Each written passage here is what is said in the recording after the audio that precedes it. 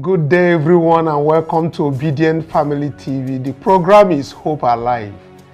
Yes, there is hope, and a new Nigeria is possible. Now, good morning, afternoon, and evening, depending your time zone.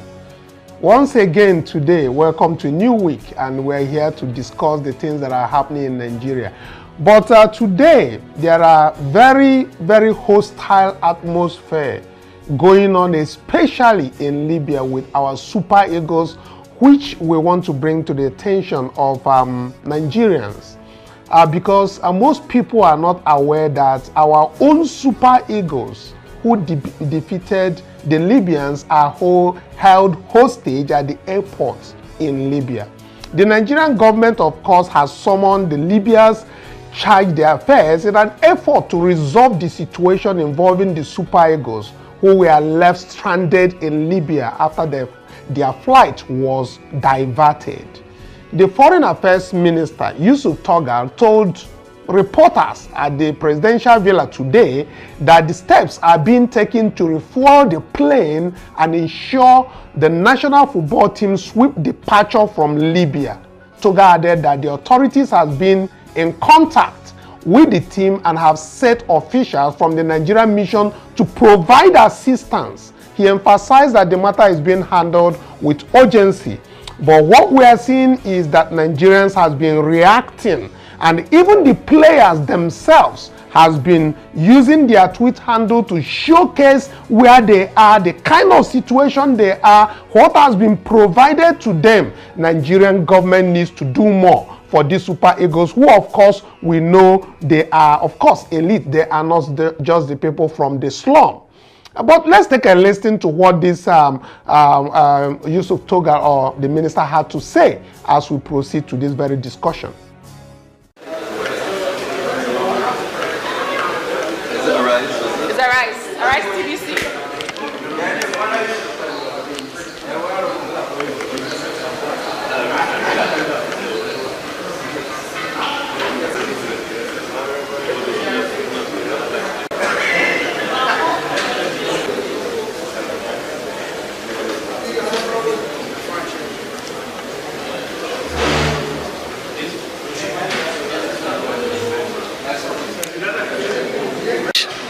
Audio, we're good?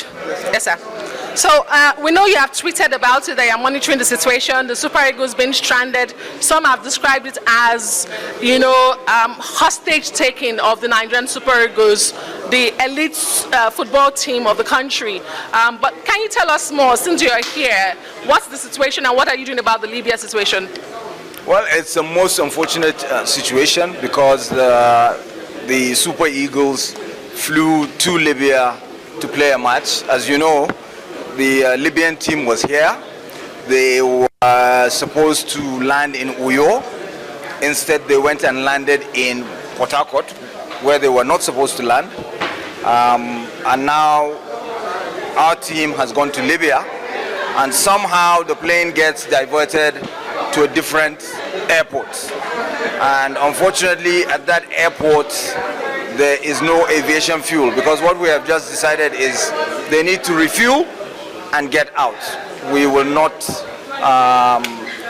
be able to allow them to continue. No food.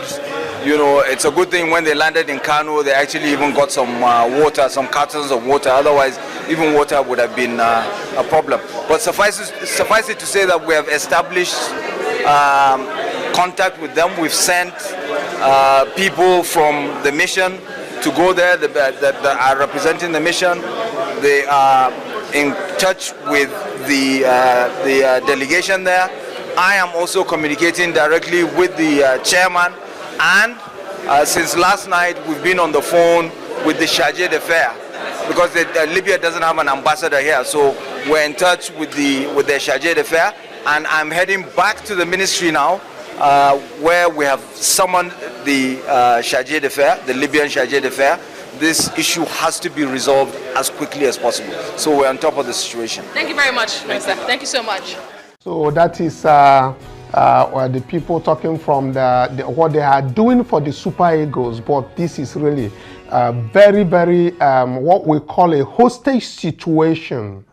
So let me get the people who are joining us online to have this very discussion. I have Mr. Bassi and of course Christian Due Process and Mr. Tony. But let me start with Mr. Bassi. Mr. Bassi, you were there in Akwa Ibom and you saw the kind of treatment that was given to the Libyans. We even rebranded the luxurious bus that came pick them up from their hotel, and we get them, I'm very much sure, a dikaiko and all what have you. Why is it that they have decided to treat us in this very way, holding our own Super Eagles to ransom in Libya, not providing even food and necessary things for them to cope? But with the situation now, from what is coming from people from the presidential villa, from the Nigerian Football Federation, that the Super Eagles are coming back and they have gone to refuel their jets and to bring them back here. What is your reaction? Because we have several reactions of people online, but let me start taking from you guys here. Thank you, Mr. Kanu. Good evening. And good evening, my Zoom panelists. Thanks for having me once again. Good day, Obidient and listeners across the world. It's rather sad that a fellow African country is treating another African country in this manner. I never could have expected this kind of a thing to happen. I used to see this happening in the 70s and 80s. Then, when the then Green Eagles will go for matches in some of those Northern African countries, they will take the venue of such match to a very remote environment where the weather is not friendly, where they will, in order to destabilize them psychologically before they enter the pitch. And I couldn't believe that such treatment method in this 21st century to a fellow team. And this is condemnable. And I want to call on CAF and FIFA to do something about this. The Libyan government must be hold account for this, because the kind of treatment that our players were subjected to. Don't forget that these are players who are living luxurious life in their various clubs across the Europe and wherever they are playing. And they've never been used to this kind of the difficult situation that they had to go through. Imagine staying in the airport for over 12 hours, no communication, no place to relax and rest appropriately. I mean, this is psychological torture. And I expect FIFA to sanction the Libyan government and by extension the FA of that country, because you cannot win by hook and crook. You must win. If you must win, it has to be decent through a proper way in the field of play, not subjecting other players to this kind of torture. Recall when they came to Nigeria, even though they had to land in Port Harcourt, that was entirely of Nigerian government or NFL. It was entirely their error. And even at that, I know the kind of arrangement Nigerian government made to make sure that it quickly moved from Port Harcourt to Uyo. And even when they came to Uyo, they were well accommodated, taken care of. Like you said, joke, they were fed with a dikarikon and afang soup, white soup. They had all the delicacies. So why would they do such a thing to a fellow African country. Even if it wasn't an African country, no team deserves to be treated back to the government. You see, this is also because if you have not treated your people well, whatever situation they are being subjected to by another country, you don't even have the right to challenge it, because in the law they say he that comes to equity must come with a clean hand. You remember, Nigerians are now being treated well by the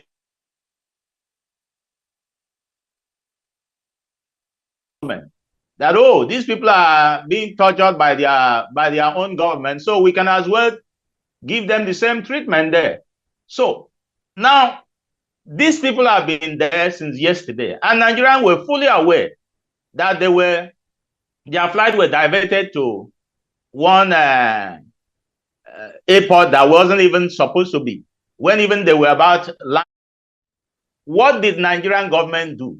A responsible government would have acted swiftly that yesterday. What stopped Nigerian government by quickly dispatching one of the presidential jets that is lying down there doing nothing to go and pick these people up? But because they value Nigerian presidential jet more than our Nigerian players who are representing the nation, this is what it is. And it took them up till over more than 24 hours to respond to that thing. That shows you the kind of ineptitude in the management of our Nigerian team. Not even the sport minister reacted. We didn't even hear anything from him. And then even the so-called leaders, the only person who came to speak was the Minister of Foreign Affairs, who said he has instructed the embassy in Libya to quickly respond to it. I mean, those kind of a thing is uncalled for, is unheard of. You see, because if this had happened to another country, there would have been a swift response. By now, those people would have been airlifted, and we shouldn't even be talking about that situation today.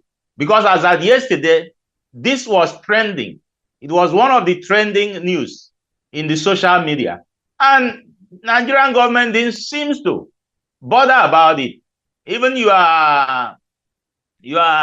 some of your top officials in government were enjoying themselves there in the FCT, making some careless and frivolous statement. I mean, this is what it is, and I'm happy that the Nigerian government have the NFF have registered their displeasure over the kind of treatment that were meted on them, and I hope that FIFA and CAF will respond to this appropriately with appropriate sanction on the Libyan government. Thank you. Let me hear from you as regards the consequences now that the Super Eagles are bent on coming back to Nigeria. Do you think that CAF probably will reschedule this very match coming tomorrow to a neutral location, or you think that Nigerians will be sanctioned? Well, the appropriate measure should be that match should not even be held in Libya. Should be taken to an alternative, a neutral venue, so that this will serve as a punishment and as a deterrent to other countries who may want to employ such tactics. I mean, this is unheard of in this century.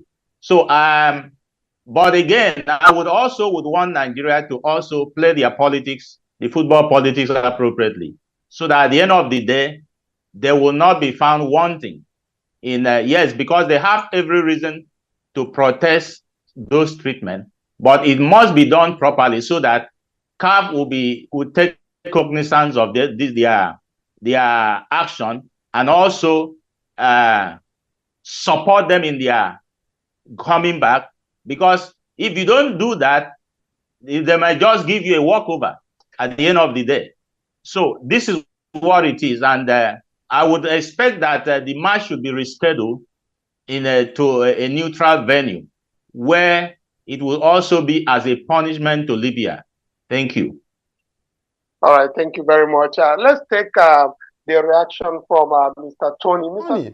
You've heard what the spokesperson said. They are working on it. They have gone through the FF, Nigerian Football Federation. Discussions are ongoing. But as Mr. Bassi has pointed out, we have the presidential jets, which could, of course, fly immediately to Libya to pick up the Super Eagles back.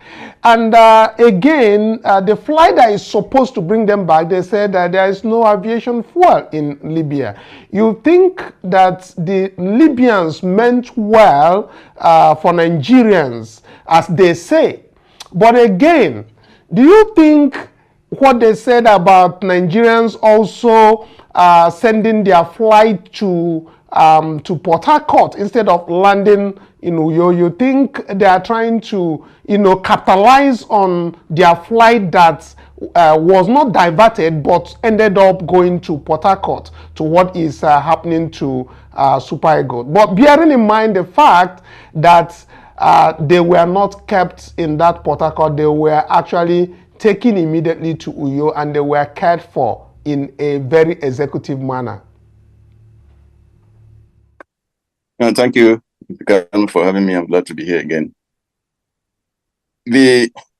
Whatever the motives or motive of the Libyan government or whoever is responsible for catering for this Eagles team is condemnable. It should be condemned by all reasonable people, sports fans. By the way, Port Harcourt is an international airport.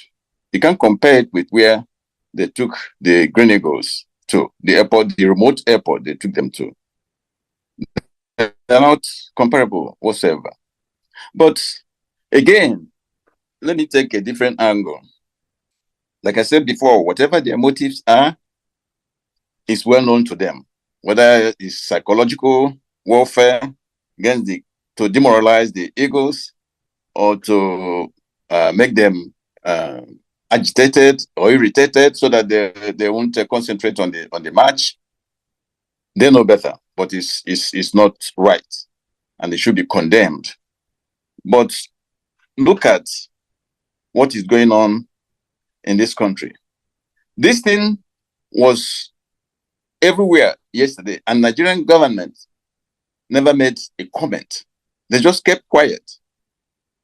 All the news media, social media, everybody was talking about it, until even the players were sending text messages to some anchor people, telling them their situation. Yet, Nigerian government did not utter a word or a statement about their plight. Now, sending presidential jet or airplane to pick them up. Look, the person who could have given the order to do that is not in the country.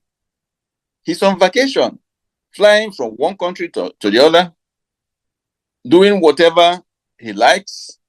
Nobody knows exactly what kind of vacation this is. While Nigeria is burning, he's flying all over the place, enjoying himself on vacation. He's not here to handle the situation that Nigerians have found themselves in. So this is the consequence of electing bad leadership. Bad people, elect them to be in leadership. People that are not respected worldwide. People, they talk nicely in their faces, but when they leave, it's different behind their back. They talk differently behind their back. And we all know this. So Libyans or maybe Moroccans tomorrow. What is going on in this country? You know the kind of leadership we have that don't respect their people. I don't think they even have qualms. I don't think they even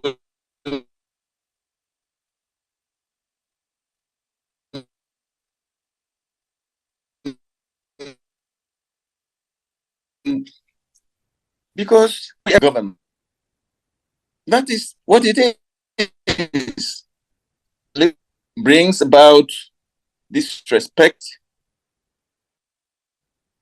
about people from denigrating their views, not respecting you as a country, as a leader. So we should be really, really careful in this country we are. We put people in position, people that care just for themselves and their colleagues, that hardly give a hoot suffering to Nigerians who are going through difficult situation now. All this, like the previous coach said, this Greenwich, just like you and I who are here in Nigeria, some of them living comfortably, and look at what the kind of treatment they were given. So it's really say for now it's Nigerians, right, whether outside, like human beings. Thank you. All right, thank you. Get these challenges is essential for this very particular government to demonstrate empathy and understanding. Let's quickly hear from Christian Oche, due process. Let's hope the network permits him to actually make his own remarks on this very particular issue. Christian, let's hear your thoughts on the issue of the Super Eagles, bearing in mind that the Libyan authorities have already bowed to pressure to, to allow them to return to Nigeria. So what's your take on that?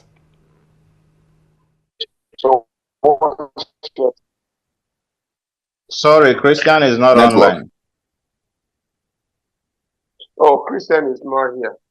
Okay, let's quickly step away. We'll be putting our eyes and ears open to hear when the Super Eagles lands back, and then see the actions that the government is taking to make sure that they come back here in one piece. We know that what they are being held there is a hostage situation, and we reject it, and because we did not subject them to that. So let's move. There is this very news that is also very disheartening, Mr. Basi, coming from your brother, the Senate President, who has said that Nigerians should eat food.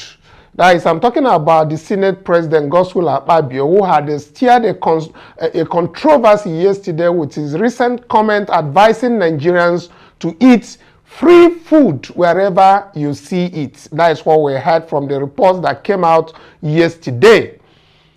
Mr. Basi, your brother, Senator Akpabio, has made this known during the public hearing appearance on Sunday, being yesterday. This statement comes at a time when this country is facing significant economic challenges, driven in part by the removal of fuel subsidy under Bola Tinubu's administration, which of course, he said, is standing on that mandate. This Akpabio's remark have sparked a wave of criticisms across social media and other platforms, with many Nigerians interpreting the statement as insensitive and out of touch with harsh realities. many are enduring in Nigeria based on the removal of this welfare subsidy, which has led to dramatic increase in prices. For many, this comment adds to a growing perception that Nigeria's political elites are unconcerned about the struggle of everyday people. Meanwhile, it should be noted that this is not the first time that Akpabio's statement has caused public outrage. In July, if you recall, while speaking at the Niger Delta Ethnic Nationalities Youth and Women Group Sensitization Conference, he dismissed protest against economic hardship, and he said that other National Assembly members should be eating, that they all will be eating while Nigerians are protesting. What is your thoughts, Mr. Bassi, coming from your brother? Coming from your brother.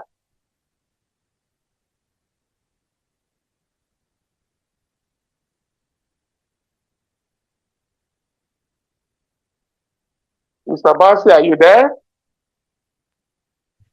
Okay, thank you, Mr. Kanu. It's really shameful that such utterances is coming out of a highly placed government official making such careless utterances. Utterance. It goes to show you that these people don't have any regard to the Nigerian people. They only need Nigerian people when it is election period. And of course, this is also a lesson to those people who during election will go and collect that money they call the 5,000, whatever they bring out to give them. It's also a lesson that when they give you those things, they will trample upon your dignity when they eventually get into the office. And that is what he has displayed. He has displayed who he is, that he doesn't care how Nigerian people feel. He is not touched by the feelings of an average Nigerian person. How on earth could you go to such a gathering and to think that that was a church gathering? It gives me much concern. And I believe that in that church, there were a lot of pastors there.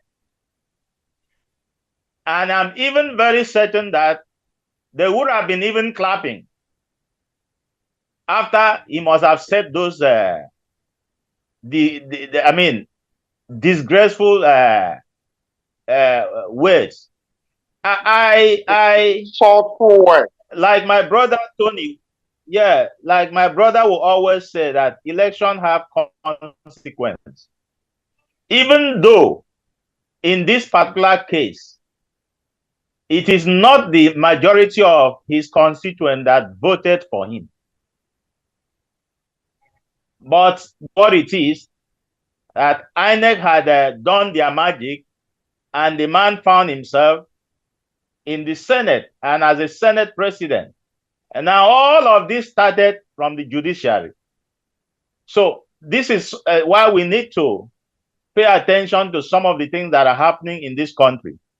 And how on earth can human being who has humanity get up and make such statement? Even against your worst enemy, you wouldn't want to say such. So it's sad. And what he has just said, Okay,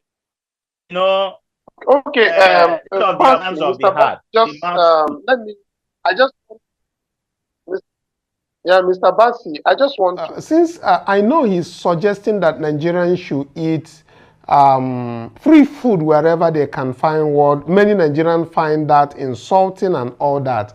But has he provided, I know that the local government, I think is it Etimudim or Etimesin, the local government where he come from, Okay, okay. So that local government, I have not seen where they are giving food stamps in that local government. And of course, I've asked around today to know if there are food stamps or free food being given in Akpabio's local government. And the report coming back there says no, that he is not offering any free food. And his people are mostly farmers.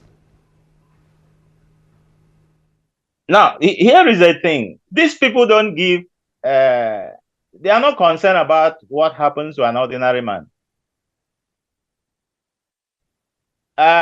Over the weekend, there was a report, that came out of from Budget, where it was alleged that over 2-point-something trillion was padded into 2024 budget. And out of the 2-point-something trillion, about I think 20 billion or so, or thereabout, was alleged to have been gone to Senate President for his constituency project. And you ask yourself, have they really been executing some of these constituency projects? Or the money have just been, finding a way through the back door to somebody's pocket somewhere else? So these are some of the things that are happening. And so when they come out, and like I was trying to learn on that thought before you interject, it is what they see in their inner calculus, and when they come out, because they cannot keep some of those discussion confidential, out of this thing, the thing will just flow out.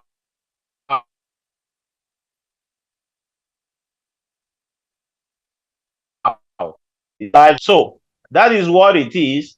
And election, as my friend will say, have consequences. So it is now left for us to now think of how we have to take back our country so that we can bring sanity back to this country. As far as I'm concerned, we have lost it as it stands. We don't have leaders. We don't have government. What we have are people who are just been placed in certain position to, steal for their own selfish interest and deprive the public, the Nigerian people, of the basic necessity that every reasonable government should make available for them. Thank you. All right. Thank you very much. I know as Nigerians navigate that is happening and what the Senate President has described as Nigerians eating free food anywhere they see it, it is essential for this government to demonstrate empathy and understanding.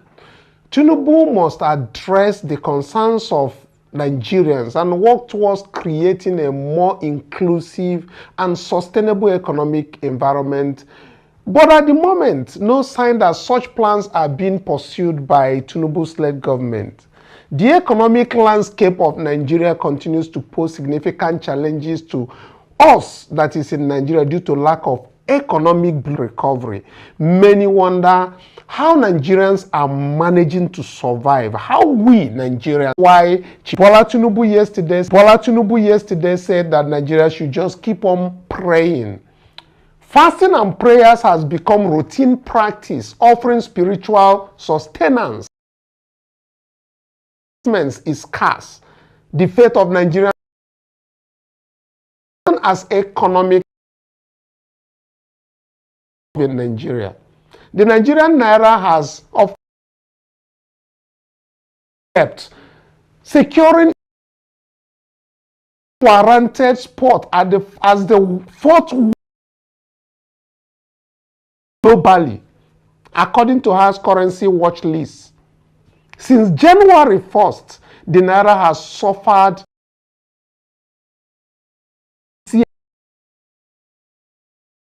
scoring the country deepening of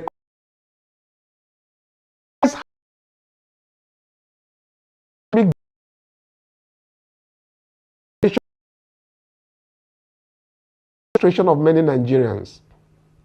While some argue that the removal of fuel subsidy is a necessary step to free up resources for investment. Others see it as a move that disproportionately affects the most vulnerable populations of Nigerians.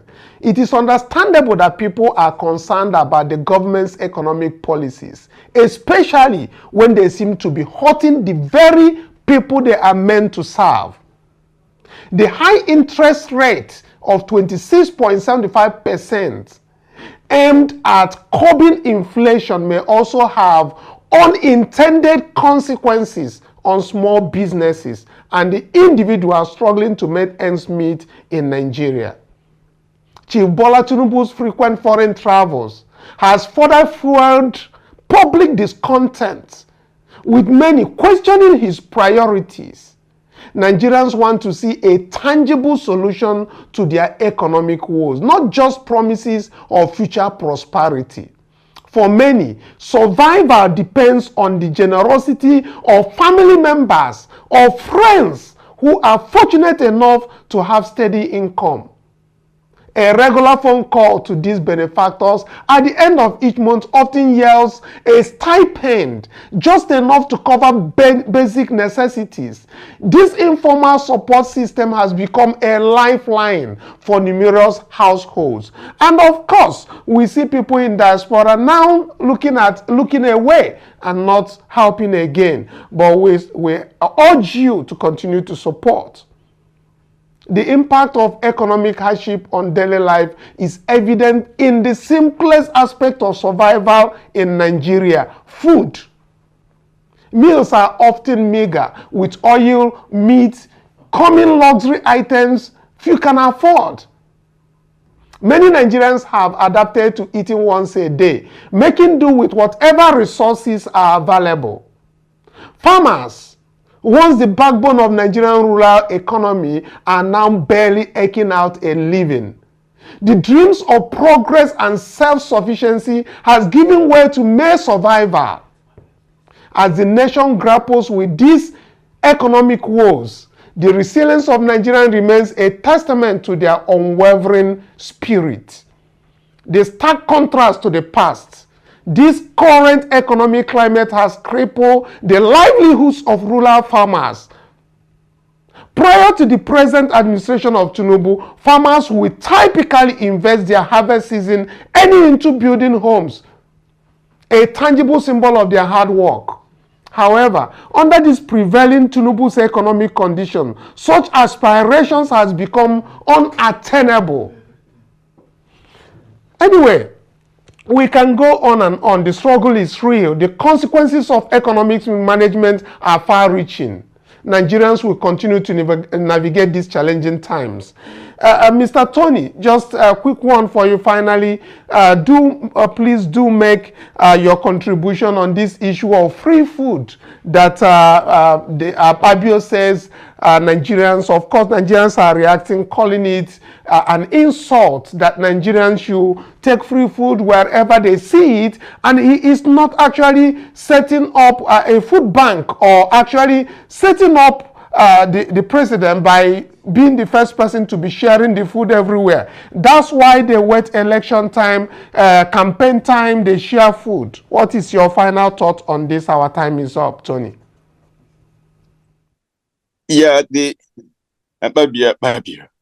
This guy is drunk with power, and that makes him say things that ordinary human being with sense, any sense at all, in power should not say. Look at a guy that never contested the primaries that brought him to the position as a senator. Talking about corruption in this country. Who gives free food? Is he giving his people, even in his ward, free food? Where should Nigerians go and find free food? This is nonsensical. He shouldn't be making such a statement or statements, given the previous statement he made during the end bank governance protest. So these people have no regards for Nigerians. Once they get into power, it's all themselves. They know. They don't care. They don't want to know about the rest of us. It's power, grab, use it to intimidate the rest of the people, use it to enrich yourself. That's what is going on in this country. So he can continue to make that statement or similar statements, but he should know that nothing lasts forever. He might be the Senate president today, tomorrow he might not be. So it's good for a wise man to watch what he utters or what comes out from his mouth, because nobody knows tomorrow. Thank you. Thank you very much, Mr. Tony. Also, Mr. Bassi, for all your contributions in this. And of course, that is as much as we are going to take today. I want to thank our viewers for keeping up with us, not minding the network issues that keeps breaking up. Thank you so much for being with us. And of course, we hope to hear good news coming out from the Super Eagles camp coming back to Nigeria. And we also want to hear good news coming out from our own people around Nigeria, that there are solutions that we can adapt to. We look forward to having His Excellency Peter Obi join us on the program as soon as possible to talk about state capture and other things that we wish to discuss with him. Thank you so much for being with us today. Until tomorrow when we come back. Bye for now.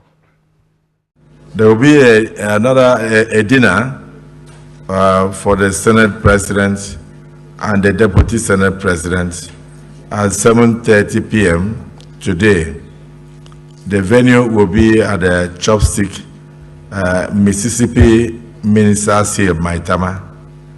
So this announcement is from distinguished Senator Danduse Mohammed.